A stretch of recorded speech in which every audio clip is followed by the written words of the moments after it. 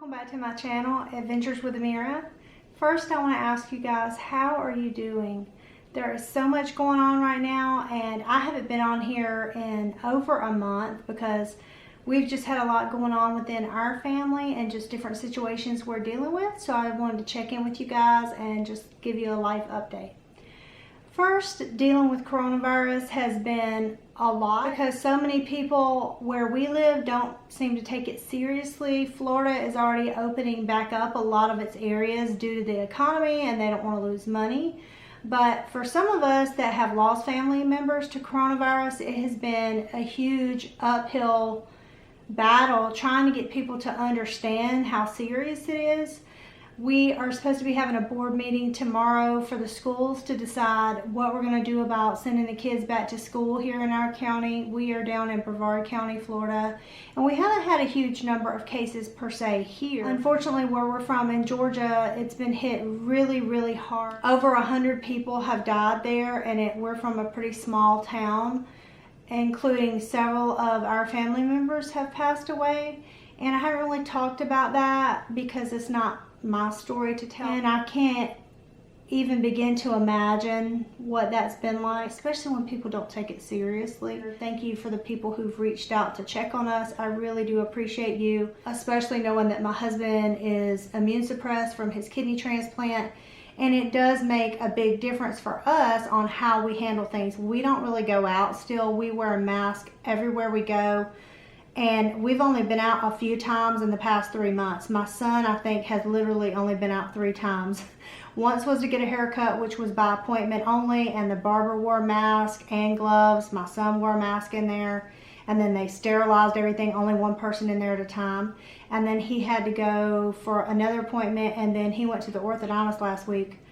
And then my husband has only been to work a few times to be on site because everything that is classified you can't do from home. So sometimes they have to have classified meetings in a classified room that's soundproof and no windows and things like that. So there's been a few times he's had to go in for things such as that. But other than that, we stay home. We don't really go out. We grocery shop on base where everybody's still wearing masks. I went to the endodontist because of these root canals they've been working on. If you guys remember, I started having work done on these root canals back in February. And what happened was they did these root canals, and then the pandemic hit. All the dental offices in Florida closed. And they've just been sitting there, and I'd already had bone loss from the cavities or something that was going on under the crowns that I had on those 2 teeth, and the dentist missed it. They were so apologetic. They were like, sometimes bacteria just gets under a crown, and even though it looks like you have perfect teeth and no cavities, every time you were coming in, there was something festering in there. So we are still working on that. I got back in as soon as the endodontist opened, and he went back in there and he says, you know, they're still infected. If you guys know of any secret tips on how to help with a strange jawbone infection, please tell me. I'm open to suggestions. I've got different herbs and things I'm trying. I think I'm going to go through more thieves oil this week to try to use that. I've been on amoxicillin, I believe it was, twice, and I don't like to keep taking antibiotics because you can build up a resistance to those. So it's just been a lot to go through. Let's hope that this week it gets a little bit better because I'm supposed to see them on Friday for them to finish the rest of the 2 root canals and just close it up. But I think because it was just sitting open so long during the pandemic, you know, it is what it is. So as far as the kids going back to school, we did pretty well doing homeschool here, and I was really busy with that. It was just so different because I have one in high school who was still doing 7 different classes, and then I had my daughter. It was different with her because she didn't have any extracurricular activities. So once they went on lockdown here, they only finished like English, math, science, and social studies. So she didn't have art or music or anything like that. Whereas my son, he was still having to do certain things for music and for his architecture class. So he was able to finish all of those, and they both did beautifully. It was a struggle, let me tell you, because they were both so studious. My daughter was up at 7:30 every morning. I'm not even a morning person. She must get that from her daddy. But she was up at 7:30 every morning ready to go to the class online. And then the teacher sometimes wouldn't have the work ready, or the teacher would put some work and then change her mind halfway through the day after my daughter's pretty much done for the day and then add something different or just change. The grades kept getting lost. My daughter, I know, had to redo at least 14 different assignments for the second time, and a few of them for the third time. And I know this because I was helping her submit stuff, and it got to the point to where I was filming myself hitting the submit button because it kept losing all of her work, and she would just be in tears. And I'm trying to explain, it's not fair, honey. I know it's not fair, but it could be a lot worse. There's always worse things that could happen to somebody. So the fact that you've already done the work and we, you know, kind of remember the answers. The problem was the teacher was not grading the work sometimes for 2 to 3 weeks at a time. So then all these grades would get posted out of nowhere, and there'd be a ton of zeros on work that I knew that we had worked on together. I knew she had submitted it. It'd be different if I wasn't there with her every day, but I literally was there with her doing the work every day, helping her. And I was like, I know that we did this. And we would have the work. We would even take pictures and send it to the teacher, but then the teacher didn't want to see pictures. I guess she was having a hard time with her computer seeing the pictures that my child had already done the work. And it was just, it was a mess, but I mean, we made it through. They did well. I'm just glad that part is over for right now, and I'm really interested to how we're going to work on things in the fall. I know I have people watching me from all over the world. Please let me know what you're thinking about the fall for your kids, whatever country you're in, whatever state you're in here in the U.S. We are seeing a rise here in our county since we've opened up. Sometimes they're getting 1,000 new cases in a single day. The government is trying to say that that's just because more people are getting tested, but my friend that works at the health department says not so much. So I think that's what people are being told to make them feel more comfortable. I'm not really sure. I just know for us, I don't think that it's feasible to have the kids go back in August. Maybe sometime in the fall. I just think that we need to know more, but I'm interested in y'all's opinions. I mean, like I said, I know that I have friends that watch me all over the world. Some of you guys in the medical profession yourself, and I'd like to know your input on that. My prayers and thoughts go out to people who are just stuck, and especially if you're stuck alone and you didn't have anybody. I always try to let people know on my channel they can reach out to me, and I talk to a lot of people offline. I don't just make videos about a lot of stuff. I talk to people separately, just people that are going through different things and need somebody to talk to. I'm always here for you guys. If you reach out, I check my email quite often, and I check my Facebook Messenger for my Adventures with Amirah page, and I talk to you guys a lot. You may not know that, but there are a lot of people that we just, you know, interact quite a bit to try to help each other through things as moms or just as people who are stuck in this pandemic. It's weighing on all of us enough as it is, so let's move on to a totally different topic. What I have a huge announcement about is that during this pandemic, I have started a new business with a family member, and I'm going to be letting you guys know more about that in the weeks to come, and I'll do an announcement as far as when everything is launched. But I'm very excited about it, and I hope you guys will enjoy what we're doing, and you'll be excited about it too. So we've got that going on, and that's why I've been so busy, because it has taken so much with just business licenses and looking into permits and different things that you need for different states for taxes and things. So there's a lot that goes into that, but that's what I've been busy doing besides the kids with school. And I also started acupuncture during this time, and it seems to have helped quite a bit with some other issues that I had going on. I am always looking for alternative means than just getting on different prescriptions for ailments, and I really love the results. I've been having an issue somewhat with like a frozen shoulder on this side. It's very common with diabetes. My blood sugar has been all over the place because I have this active infection going in my jaw, and anytime you have an infection, your blood sugar is going to be elevated usually. I didn't realize that was part of what was causing so many issues for me too with the diabetes. But she's been working on my shoulder. It's so much better than what it was. And interestingly enough, normally when she's working with my shoulder, I have needles in my hands and in my feet. There's different sections. They're like meridians within your body of different parts. And I was so terrified about the needles. You guys, it was nothing. Literally, you don't even feel it. Normally I'm talking to her while she's putting needles in, and it's to the point to where I don't even realize that she's put needles in. One time I had needles from my hand all the way up my neck, and I had them in my head and I didn't realize it because I was too busy yapping along and didn't realize, she was even putting them in the places that she put them in. So when they always leave the room for like 20 minutes for you to just settle with the needles in so they can work. I'm like, I went to scratch my face and I had needles. I was like, oh my gosh, I didn't even realize she put needles there. So you don't really feel them. I thought they would hurt. The only ones that ever kind of tingle a little bit, like a little bug bite or something, are more the ones around if you have to have something in your ankles or in that region. Those tend to sting just a tiny bit, but I mean literally it's less than a second. To the point to where I took my daughter, my 11-year-old, started acupuncture too. And she's fine with it. She only does a few needles. She was having really bad issues with her knees. And she used to be in track, and then she just has had so many issues with her knees bothering her. She has a disease called Osgood-Schlatter's.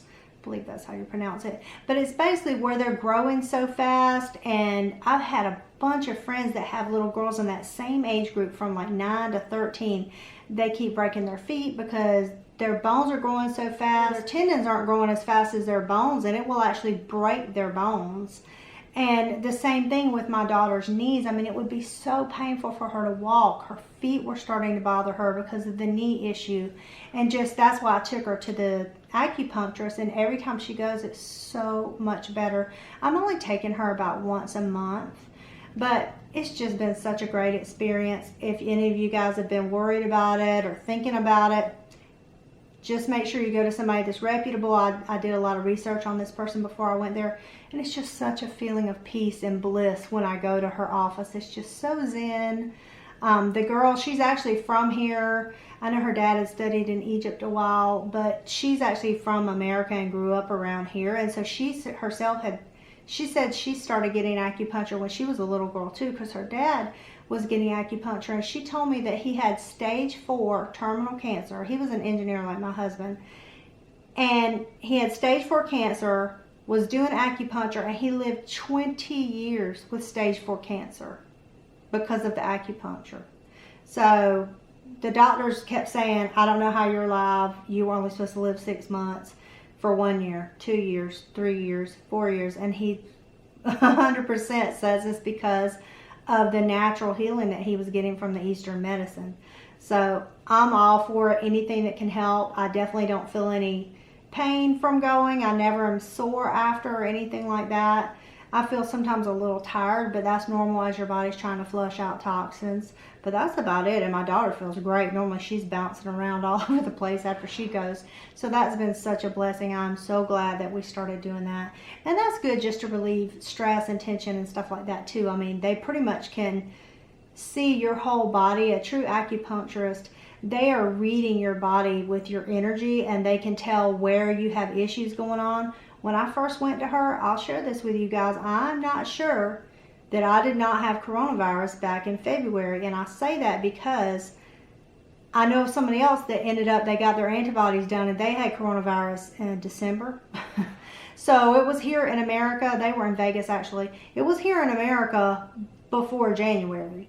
Now where it came from originally to here, I have no idea. It's just nobody heard about it here too much until January, except a few of my friends that I have that are in the medical profession. They already knew. But I was so sick in February. If you guys were watching back then, I mean, I was sick as a dog. And I have not been that sick since I had real bad problems with asthma when I was out in Colorado. So we've been here 6 years. I have not been that sick probably in maybe 10 years. And I couldn't breathe very well or anything. And I thought I was really getting over it. My friend came back from a funeral where somebody, their aunt was there from China. And then her daughter had gotten sick. And then my daughter had gotten sick. They're in class together at school. And I was like, is it possible that, you know, she brought this in when her aunt was visiting from China? I think her aunt is a Chinese missionary or something like that. I don't know them personally. But she was, and she's a nurse. And she was like, they didn't even have the test to test her child to see if she had possibly been exposed to coronavirus. Then my daughter got sick, and then my son got sick, and then I got sick. How we kept my husband from getting sick, I have no idea, unless he just had a natural immunity to that, which with him being immune suppressed, I don't know. But I was sick for almost a month. And when I first started acupuncture, I was going for my shoulder, like I said. And the first thing she said when I walked in the room, she was like, I can't work on your shoulder. I'm sorry, I have to work on your lungs. I was like, my lungs? And I still had some residual, I felt like, I don't know how to describe it, but like I could breathe okay. I just felt like sometimes it felt more like I was a little bit congested, just a tiny bit, nothing bad.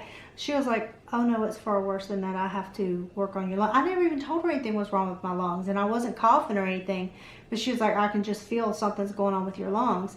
And she did all this type of acupuncture for my lungs, and then she said I would have bouts of like where I'm getting rid of all this congestion, and I was like, well, it's pretty much gone, but it was not. And she was right. Like I had all this stuff that ended up coming up over the next week where I would just kind of cough and cough and cough, and I was like, gosh, did it stir up something? Is it worse? And then it was just gone, just like that. And when I came back to her, I mean, the first thing she said was, wow, you know, your lungs are so clear. Before she ever touched me or anything, she's more of like an energy healer. So I said, you were right. I was like, I didn't realize how bad it was. And then, you know, I hear about all these other people going through the same things. And then so many of my husband's family members got sick, and then all these people were passing away. And so I really wonder if we had coronavirus here at our house back in February. And I was saying that to my sisters jokingly back then, like, gosh, I hope I don't have coronavirus or something, because they were saying how horrible I sounded. And they'd never heard me really sound that sick. And I was like, I'm sure it's fine, but you never know. You know what I'm saying? Life is so short. I just am blessed that whatever it was, I'm doing a lot better now. But I am still very cautious to go out. I want to have an antibody test. But even if I had an antibody test, I would still wear a mask because I want to be considerate of other people. Sorry, we ended up circling back around to this, but it had something to do with acupuncture. But I would still wear the mask just to try to make sure I'm not a carrier, because you never know if you're a carrier or not. And they don't have a test for that yet.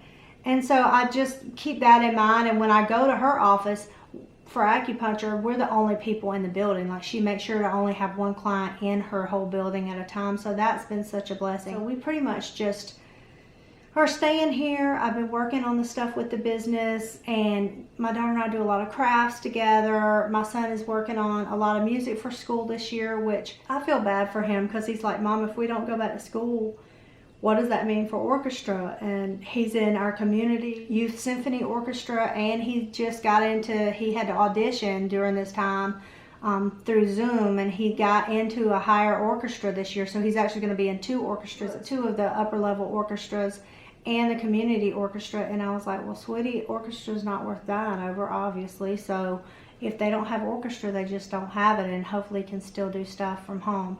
With his extracurriculars, his other class that he was doing was architecture, which I've talked to you guys before about him wanting to be an architect. And luckily, the teacher has certain programs to where they're still doing architecture at home. Like this summer, he's constantly working on his architecture program, building houses. He's learning to design floor plans, and he just does that in his free time. I guess it's great that we went ahead and got the programs that he would need so he can kind of work on that. And hopefully they'll continue extracurricular activities like that. One of the things that they brought up for schools down here in Florida was to have one teacher for the high schoolers, which I don't know how that would work, because if you have somebody in really advanced math or advanced history, not every teacher can teach all those different subjects. So I don't know how they want to handle that.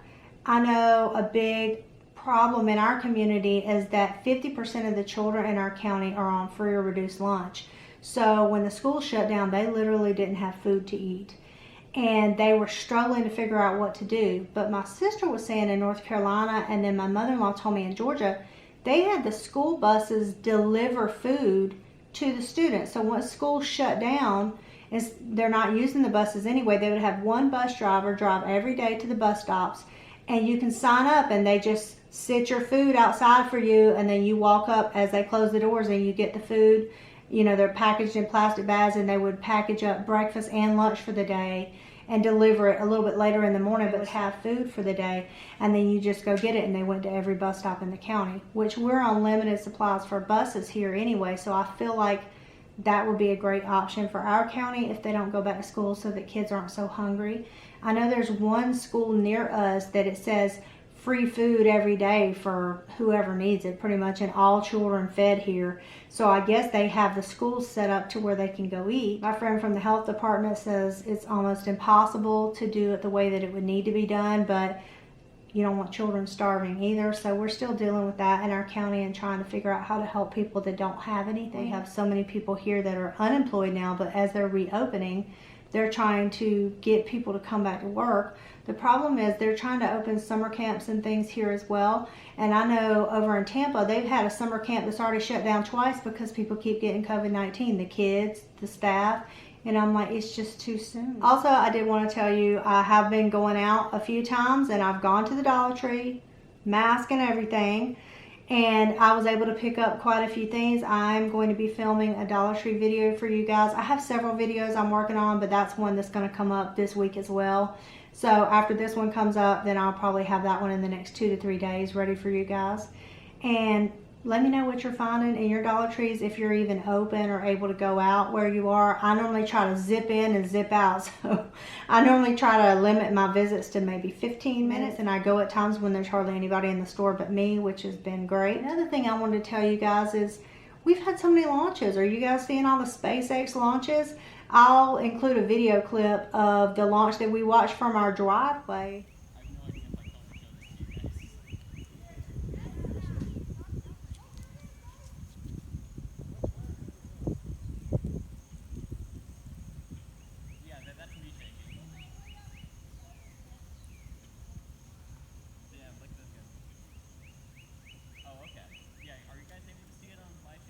But it's been awesome just to be able to live at the Space Coast and see all of this expansion going on in the space industry. As you guys know, my husband works in the space industry. It's just been great to see all of the progress they've been making there. We finally went to the beach 2 days ago. That was the first time in 90 days we've been to the beach. And it was so amazing. Nobody hardly goes to the beach that we go to, so we pretty much had it to ourselves. We were able to go out and just watch the ocean. I saw the Disney cruise ship out at sea. They're always kind of right off port there until everything opens back up, if it ever opens back up. And it was nice to just see the Disney cruise out there. I sure do miss Disney. You know, our family is a huge Disney family. We love Disney World. We go constantly. We're pass holders. But I cannot believe they're opening Universal and things already. I don't feel like they have all the information they need to keep people safe. And Disney, they're planning on opening in July, but they really are kind of doing a wait and see approach, because I just got off the phone with them last week and the cast member I was speaking with was saying, you know, we really are taking this day by day. We plan to open July 11th, I think it was. They're going to have 2 different days where they'll have 2 parks open one day, or you can schedule 2 parks on one of the 2 parks on another day.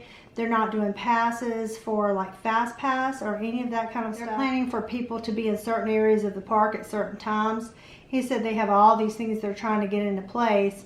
But honestly, to be in Disney in July and you have to wear a mask, it's going to be a lot. And I want to wear a mask while I'm there. So if I went at all, I would go at night so that it's not so hot. But I just feel like it's a lot to ask for kids and things in that heat, and I just think it's going to be a lot harder for people to do that than they realize, so I don't feel like they should open just yet.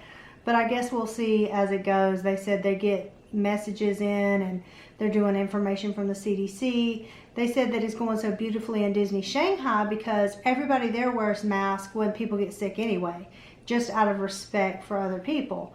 So in America, he said they were having such an issue because people don't want to wear a mask in general.